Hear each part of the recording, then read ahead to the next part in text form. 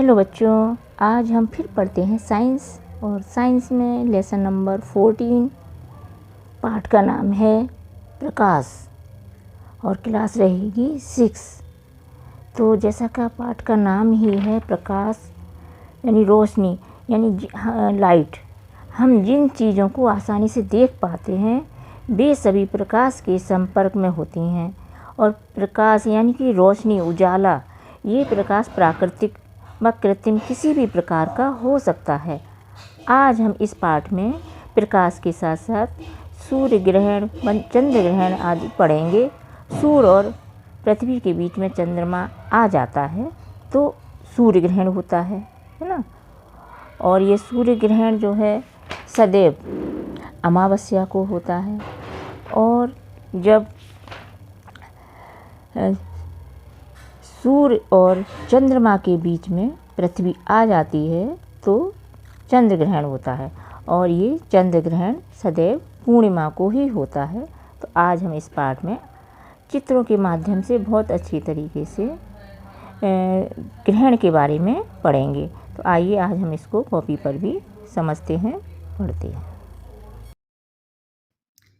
हाँ, तो देखिए पाठ में लिखिएगा पाठ 14 प्रकाश क्या है। पहला हम ये देखते हैं।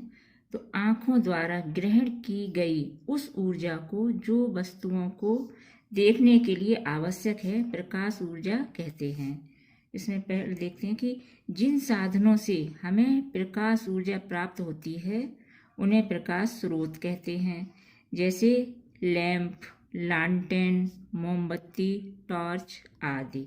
तो ये हमने प्रकाश क्या है जाना है। उसके ये और भी है थोड़ा सा, किसी समांगी पारदर्शी माध्यम में प्रकाश के गमन पथ को प्रकाश की किरण कहते हैं। अब आगे देखते हैं। ये प्रकाश स्रोत दो प्रकार के होते हैं। पहला है प्राकृतिक प्रकाश स्रोत। तो ऐसे प्रकाश स्रोत जो हमें प्राकृतिक रूप से प्राप्त होते हैं, जैसे सूर्य तथा तारे। सूर्य भी एक तारा है। पृथ्वी से सूर्य की दूरी लगभग 15 करोड़ किलोमीटर है। अब दूसरा लेते हैं हम कृत्रिम प्रकाश स्रोत।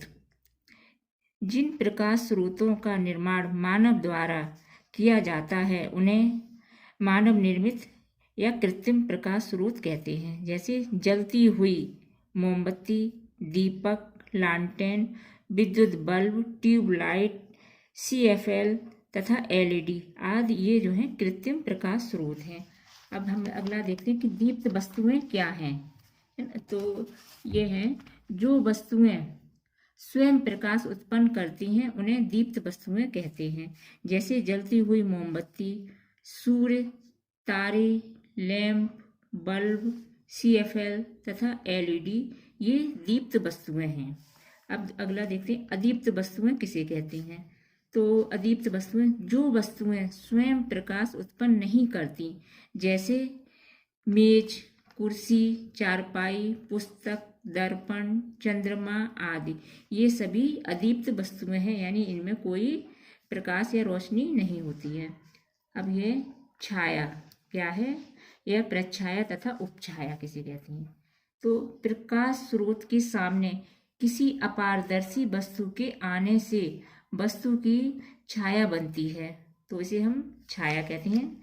और छाया का माध्यम मध्य भाग जो अधिक काला होता है प्रच्छाया तथा कम काला भाग उपछाया कहलाता है। अब आगे देखते हैं हम ग्रहण क्या है या ग्रहण किसे कहते हैं। तो सूर्य प्रकाश का प्राकृतिक स्रोत है। पृथ्वी सूर्य का ग्रह होने के कारण उसकी परिक्रमा करती है और चंद्रमा पृथ्वी की परिक्रमा करता है। और परिक्रमा के दौरान तीनों एक सीधी रेखा में आ जाते हैं, तब इस स्थिति को ग्रहण कहते हैं। अब ये ग्रहण जो है दो प्रकार से दो होते हैं, एक सूर्य ग्रहण होता है और अगला चंद्र ग्रहण। तो पहले हम समझते हैं सूर्य ग्रहण कैसे होता है और क्या है। तो पृथ्वी तथा चंद्रमा द्वारा चक्कर लगाते लगाते एक ऐसी स्थिति आ जाती है कि सूर्य, चंद्रमा तथा पृथ्वी तीनों एक सरल रेखा में इस प्रकार आ जाते हैं कि चंद्रमा सूर्य और पृथ्वी के बीच आ जाता है तथा सूर्य से आने वाली प्रकाश की किरणों को पृथ्वी तक आने से रोकता है, जिसके कारण चंद्रमा की छाया पृथ्वी पर पड़ने लगती है और सूर्य दिखाई नहीं देता। इस स्थिति को सूर्य ग्रहण कहते हैं। सूर्य ग्रहण सदैव अमावस्या के दिन ही होता है। अब हम ये समझते हैं चंद्र ग्रहण क्या है। तो चंद्रमा तथा पृथ्वी जब चक्कर लगाते लगाते एक सरल रेखा में जब इस प्रकार आ जाते हैं कि पृथ्वी सूर्य तथा चंद्रमा के बीच में आ जाती है, तो चंद्र ग्रहण लगता है। पृथ्वी और चंद्रमा अदीप्त हैं। जब चंद्रमा पृथ्वी की प्रच्छाया से गुजरता है, जिससे सूर्य का प्रकाश चंद्रमा तक नहीं पहुंच पाता, जिससे पृथ्वी से चंद्रमा नहीं दिखाई दे पड़ता है, ये घटना पूर्ण चंद्र ग्रहण कहलाती है। चंद्र ग्रहण पूर्णिमा को लगता है। तो इस प्रकार ये चंद्र ग्रहण पड़ा। अब हम जो है इस पाठ के अभ्यास कार्य को देखते हैं, तो उसे करते हैं। अब इसमें ये है अभ्यास कार्य में सबसे पहले हम लेते हैं सही विकल्प। तो पहला का है, वे पदार्थ जिनसे प्रकाश आंशिक रूप से निर्गत होता है क्या कहलाते हैं? वो पारभासी। तो इसमें फोर्थ सही है। खा लेते हैं, किस प्रकाश स्रोत से उपछाया नहीं बनती? तो इसमें पहला सही है, बिंदु प्रकाश स्रोत से। अगला देखते हैं, जब पृथ्वी की उपछाया से होकर चंद्रमा गुजरता है तब होता है। तो इसका तीसरा सही है, खंड चंद्र ग्रहण। अब ये लेते हैं हम खाली स्थान। तो पहला है का, सूर्य और तारे खाली स्थान में लिखिए प्राकृतिक प्रकाश स्रोत हैं, जबकि जलती हुई मोमबत्ती और विद्युत बल्ब खाली स्थान में मानव निर्मित स्रोत हैं। अगला खा है, खाली स्थान में दीप्त वस्तुएं स्वयं प्रकाश उत्पन्न करती हैं, जबकि खाली स्थान में फिर लिखिए अदीप्त वस्तुएं स्वयं प्रकाश उत्पन्न नहीं करती। गा लीजिए, सूर्य ग्रहण दिखाई देता है जब खाली स्थान में लिखिए चंद्रमा सूर्य और पृथ्वी के मध्य आ जाता है। तो इसमें खाली स्थान में चंद्रमा, दूसरे में पृथ्वी लिखिए। अब अगला देखते हैं, ये गा के बाद में आगा घा।